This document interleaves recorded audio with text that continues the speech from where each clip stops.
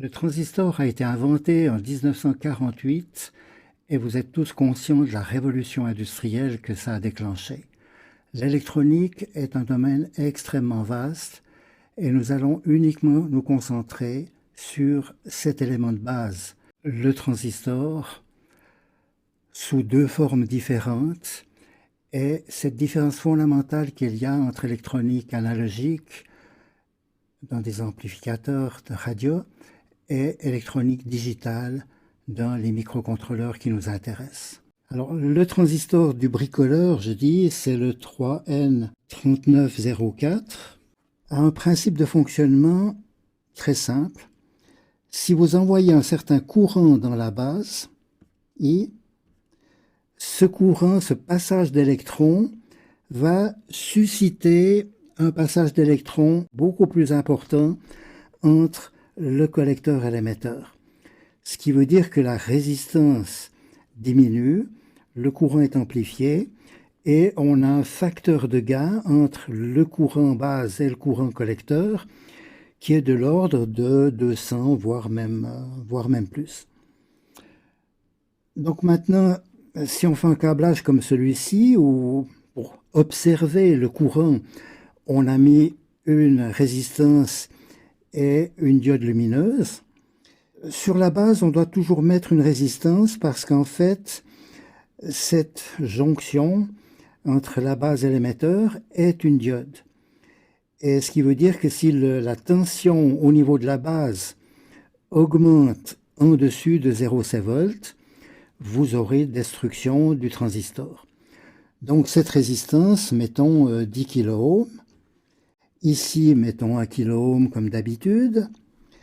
Et maintenant, venons ici toucher avec le doigt, par exemple, entre ces deux points. Le doigt est pratique parce que c'est une résistance assez élevée que l'on peut varier en humectant simplement le bout du doigt. Si le doigt est sec, on a une résistance d'un mégohm. Un courant très faible va passer dans la base, la tension sera là, et puis la diode risque à peine de s'allumer. Si on descend à 100 kΩ en mouillant un peu le doigt, eh bien, on va voir une augmentation de l'intensité lumineuse. Là, on est dans un mode analogique. Si maintenant, au lieu de mettre le doigt, on met un poussoir, eh bien, on a un état non pressé dans lequel le transistor ne conduit pas du tout, la diode est éteinte, et puis on a un état pressé où, étant donné la valeur de la résistance, eh bien, le transistor conduit, le transistor est saturé.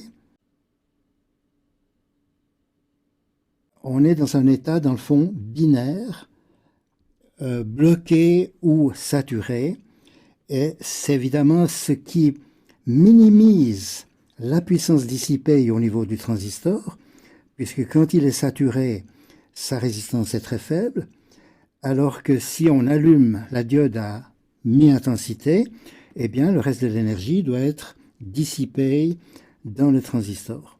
Alors, il existe le transistor dit complémentaire, mais nous n'allons pas en parler. La plupart des applications se font avec des transistors de ce type dans des boîtiers de formes différentes. Comme je l'ai dit, c'est un domaine extrêmement riche. Il y a des milliers de types de transistors différents.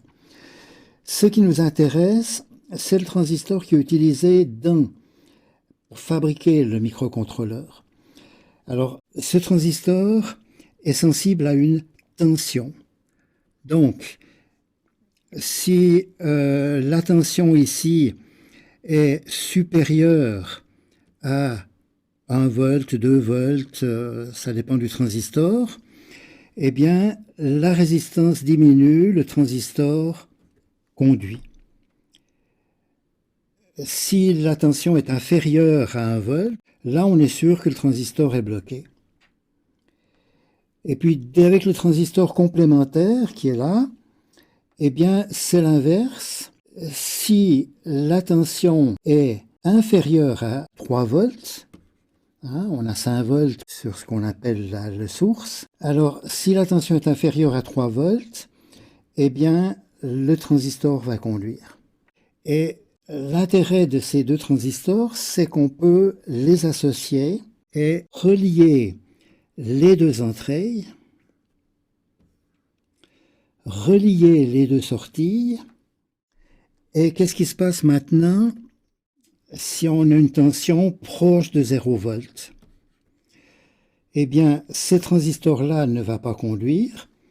Par contre, ici, on a 0 volts par rapport à 5 volts.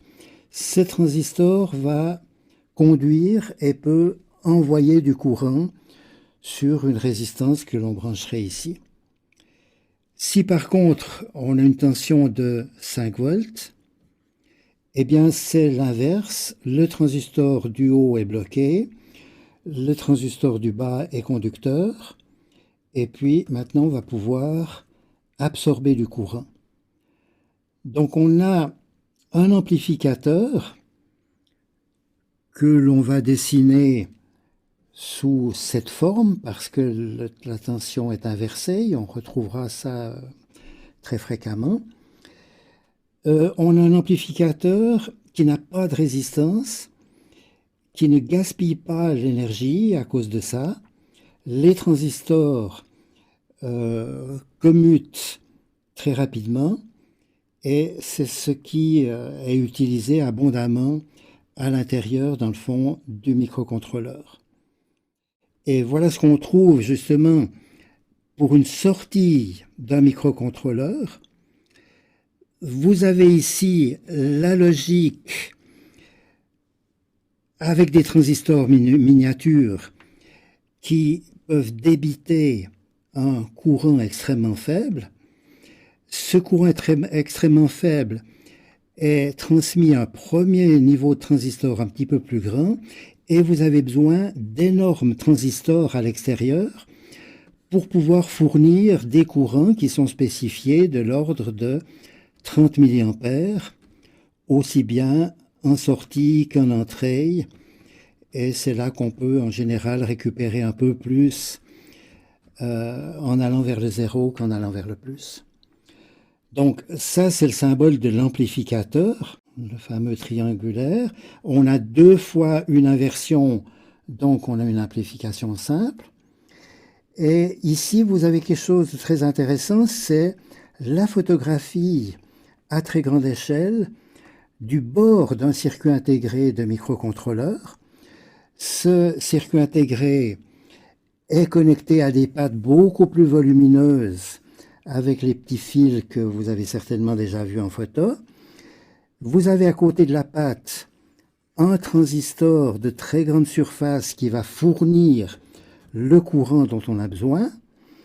Et puis, à l'intérieur, la logique, c'est des transistors, vraiment, il faudrait agrandir beaucoup plus pour arriver à les voir. Voilà pour cette vision superficielle de l'électronique, mais on a bien vu qu'il y a d'une part des transistors, en général des types bipolaires, pour câbler des interfaces simplement, je dirais. Pour des transistors de puissance, on utilise aussi des MOS. Et puis, à l'intérieur de la structure des microcontrôleurs, vous avez ces transistors extraordinaires qui se rapetissent chaque année et qui permettent une augmentation de performance continue.